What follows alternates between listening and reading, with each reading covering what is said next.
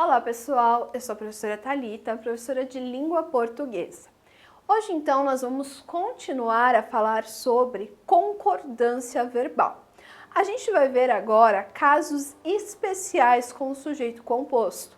Lembrando, gente, que nas aulas anteriores nós vimos as regras gerais, então, de concordância verbal. E também agora a gente já viu anteriormente casos especiais com o sujeito simples. Agora, então, o nosso foco é no sujeito composto. Lembrando, gente, sujeito composto é quando eu tenho dois núcleos. Então, vamos entender como que isso vai funcionar.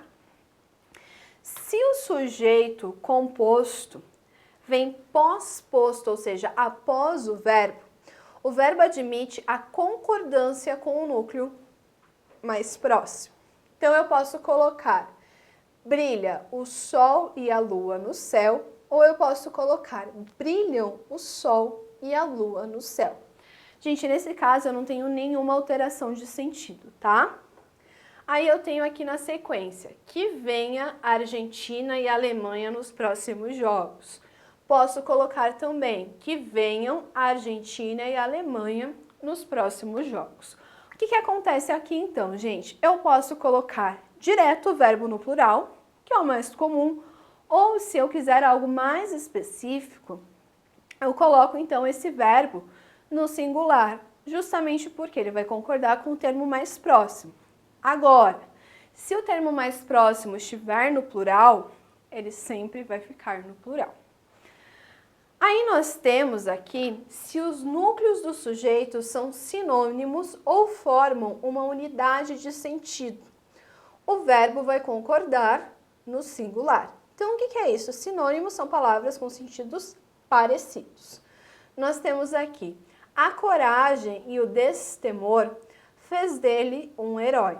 Então, aqui nós temos palavras que são sinônimas. Então, com isso, o verbo, então, vai concordar no singular. A paz, a conciliação e a harmonia dará ao homem um mundo melhor. Neste caso, nós temos uma unidade de sentido. Então, por isso, gente, que o verbo vai no singular. Então, lembrando lá, se eu tenho palavras sinônimas, se eu tenho unidade de sentido, esse verbo vai para o singular. Aí, se os núcleos do sujeito formam uma enumeração gradativa, o verbo concorda com o núcleo mais próximo.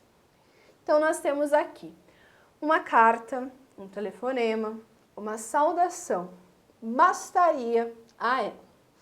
Então, aqui, gente, eu tenho uma gradação. Para quem não sabe, é uma figura de linguagem, tá? Onde é como se fosse uma espécie de descrição. Então, eu tenho uma carta, um telefonema, uma saudação. Então, eu tenho essa gradação, trazendo coisas diferentes. O verbo, gente, ali, ele vai concordar, então, com o mais próximo. No caso aqui desse período, é saudação, então está no singular. Então, fica bastaria. Também, gente, nós temos casos se o sujeito recebe um aposto resumitivo com pronome indefinido, como alguém, ninguém, tudo, nada, cada um. O verbo concordará com o aposto. Então, por exemplo, aqui, padres, bispos, arcebispos. Ninguém é o nosso aposto resumitivo. Concordou com o projeto. Então, aqui o verbo concordar, ele está concordando, gente, com, então, o pronome ninguém. Justamente porque ele é o nosso aposto resumitivo, ele resume essa ideia. Na sequência, nós temos os móveis, os perfumes, as roupas espalhadas no chão. Tudo lhe trazia más recordações. Então, aqui eu tenho o pronome indefinido tudo. Então, nesse caso, ele está resumindo tudo que foi citado anteriormente. Então, o verbo trazer vai concordar com o aposto. Gente, lembrando que no caso do aposto resumitivo, ele é diferente dos outros apostos que nós temos na língua portuguesa. Justamente porque os demais, a gente faz o quê? Isola com vírgulas, travessões, parênteses. Nesse caso aqui, como ele é resumitivo, é apenas uma palavra que vai resumir, então, essa ideia. Nesse caso, não há necessidade, então, de isolarmos entre vírgulas. Aí nós temos caso também de quando o núcleo é ligado por ou por nem. Levam o verbo para o plural, quando se pode atribuir o fato expresso pelo verbo aos dois sujeitos. Caso contrário, o verbo ficará no singular. Nós temos aqui o bem ou o mal, então eu tenho o ou ligando esses núcleos. Vem da educação que se dá a uma criança. Então o verbo, gente, ele vai para o plural, justamente porque são os dois que fazem, né, esse papel da educação. Nesse caso, a concordância se fez no plural porque se pode atribuir a ação de vir tanto a mal quanto a bem. Então, gente, aqui nós estamos falando quando eu tenho a palavra ou nem. São palavras que a gente acaba usando, né, quando nós temos um sujeito composto. Então, nesse caso, se ambas as coisas estiverem relacionadas, eu faço o quê? Eu coloco o verbo no plural. É a regra, tá, gente? Eu não posso escolher. Eu preciso colocar esse verbo no plural. Aí nós temos, nem Pedro, nem Paulo podem vencer a eleição. Aqui nesse caso, gente, também se atribui o fato de não poder vencer, tanto a Pedro quanto a Paulo.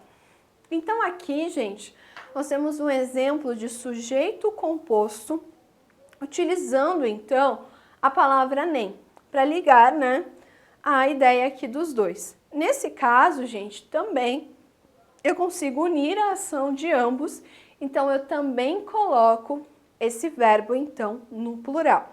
Então, lembrando lá, nem ou no meu sujeito, eu faço o quê? Eu coloco, então, esse verbo no plural. É a regra, tá, gente? Eu não tenho escolha em relação a isso. Aí nós temos Pedro ou Paulo será eleito.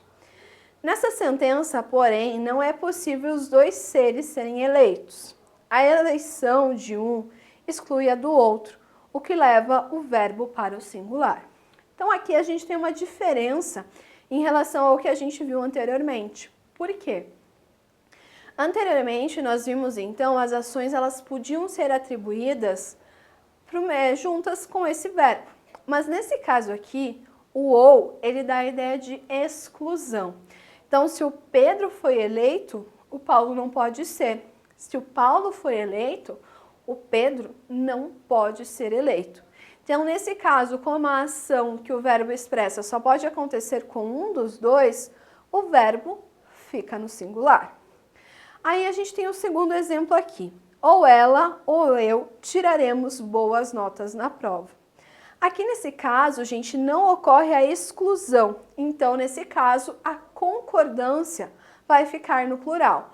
Só acontece de ficar no singular, então, quando eu tenho ou nem, quando eu excluo um dos termos. Agora, quando os dois estão ali juntos, gente, que não há essa exclusão, aí neste caso eu não posso usar, então, o verbo no singular. Deve ser no plural. Então, exclusão, singular. Se não, eu uso, então, o verbo no plural. Gente, vimos mais várias regras. O que é importante para vocês lembrarem? Eu tenho que ver, é um caso específico? Pera, eu tenho o verbo que vem antes do meu sujeito. Então, o que eu devo fazer? Preciso analisar, vai concordar com os dois ou vai concordar só com o primeiro termo?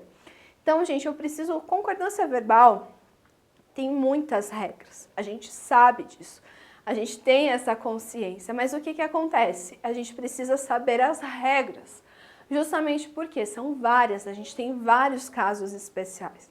Então a gente viu quem dera se fosse só a regra geral, né? O verbo concorda com o sujeito.